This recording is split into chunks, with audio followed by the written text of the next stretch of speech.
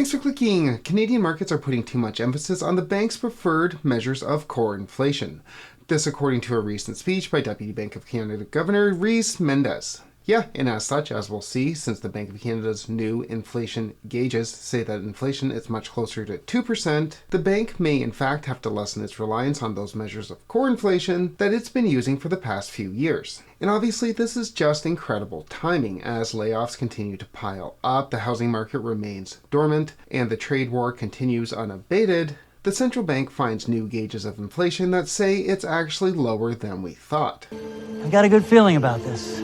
So what I want to do today is go over what the Deputy Governor had to say about our old gauges of inflation, why the new ones will be better, according to the Deputy Governor of the Bank of Canada, and then discuss some implications. Look, as we'll see today, we have an awful lot of unanswered questions from this speech on how the bank will be judging inflation for the years to come. Hopefully, we will get some answers when the bank holds a press conference in a few weeks' time, and we'll obviously have an update out on that conference on this channel. Make sure you click like and subscribe if you want to get those updates, but for now, let's get into this speech.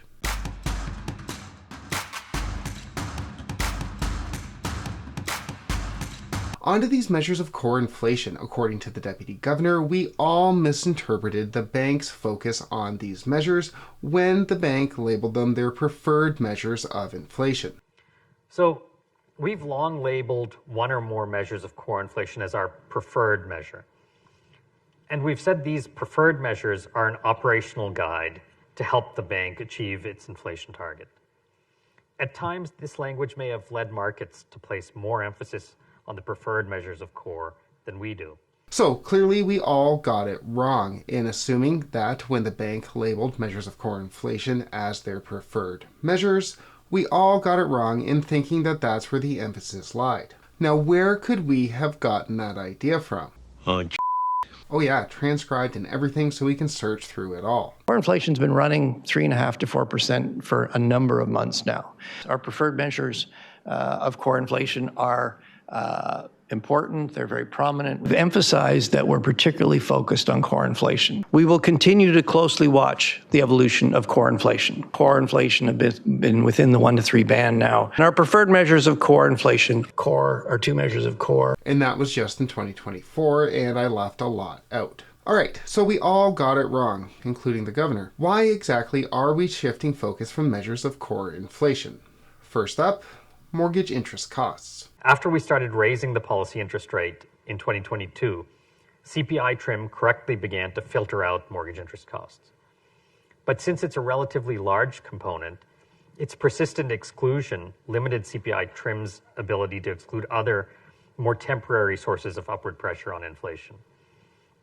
Because of this, the CPI trim measure of core was 2.5% in December 2024, while an alternative version that pre-excluded mortgage interest costs was 2.1%. So yeah, that's interesting. CPI trim has been running a bit hotter than it should be year over year, but doing better month over month for at least the past few months. And that's the measure of inflation that pushes out the most volatile items. It pushes out those items that are dragging the CPI down the most, and also pushes out the items that are pushing it up the most. CPI trim trims those items which are having the biggest impact on the price movement in the hopes that will get rid of some of the noise, get rid of the more volatile items.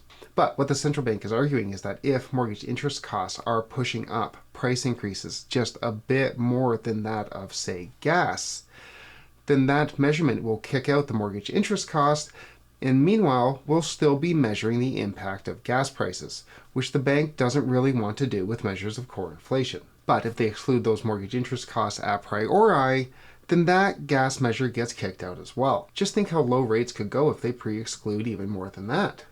Okay.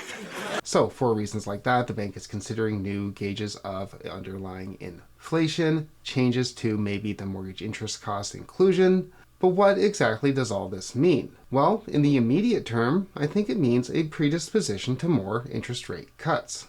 In August, our preferred measures of core inflation were around 3%, but alternative measures were around 2.5%. So while our core measures were all telling us that underlying inflation had risen, they were giving us mixed signals on its actual level. So yeah, right now, if we use those measures of core inflation to which we've all become accustomed, they tell us that core inflation is sitting at 3%, when according to the bank's new gauges, it's actually closer to 2.5%. Which, obviously, if a 3% measure of core inflation gave them carte blanche to cut rates last month, just think what a 2.5% rate could do. So, measures of core inflation, we all misunderstood that messaging. You, me, the market, the governor. Those measures don't work that great. What we're going to do is measure less items, and that'll give us even more room to cut interest rates. I was confused. So that leads to the obvious question, what gauges should you, I, the market, the governor, look at when trying to predict monetary policy? I also don't want Canadians or financial markets to become overly focused on a single indicator. Regardless of where we ultimately land, we can do more to make clear what indicators we look at. Anything would be better. So to this end, we're planning to start publishing an interactive dashboard next year to house our broad array of inflation indicators. So it's time for me to wrap up. So it's our job at the Bank of Canada to ensure that your money retains its value. Well, at least they've got that down. So the bank doesn't so much like measures of core inflation anymore, so their solution is we're getting a dashboard next year. Canadians don't need a web developer. We have the data from Stats Canada. We have the headline data. We have the core data. We have the money supply data. We have the measurements. We just need to know which ones the Bank of Canada is going to be focusing on. And look, this is all just really coming out of the blue. We were all kind of moving along. The bank had ample reason, I think, on the economic front to cut interest rates. And then the bank comes out unprovoked to say they're changing the measurements upon which they're going to rely when deciding whether or not they cut interest rates. Which I think the useful thing to take away from this speech, as we really don't know a whole lot as to what the bank is going to be doing going forward, is that the bank is very much in a rate-cutting mood. Regardless of the data upon which they relied to bring the inflation rate down from 8% to sub 2%, that data is apparently no longer useful for our purposes. So now the Bank of Canada can cut interest rates. We'll say, what are you doing? Underlying inflation sitting at 3%. They'll say, we don't focus on those measures of underlying inflation. We'll say, great, which measures do you focus on? They'll say, you're getting a dashboard. We'll say, are you serious? What's wrong with you? What did you say? Just kidding. Those that are allowed at the press conferences will just smile, nod, ask about rate cuts, pocket the money from the real estate industry, and we'll all go on our merry way. Okay. So, despite what we've heard dozens and dozens of times over the past few years, the Bank of Canada is no longer going to be focusing as much on measures of core inflation. It's not clear as of yet which measures they'll be focusing on, but we will be getting a dashboard, and it looks as though mortgage interest cost is under serious consideration of being omitted from the bank's measurements. It's a start. It's a start. All of this leads me to believe that the bank is very much in a rate-cutting mood as the economy continues to worsen, as the mortgage renewal wave unfolds, even if they're not going to tell us as much. We will obviously continue to track if there's any updates out on this channel. Make sure you click like and subscribe if you want to get those updates, but for now, thanks so much for watching.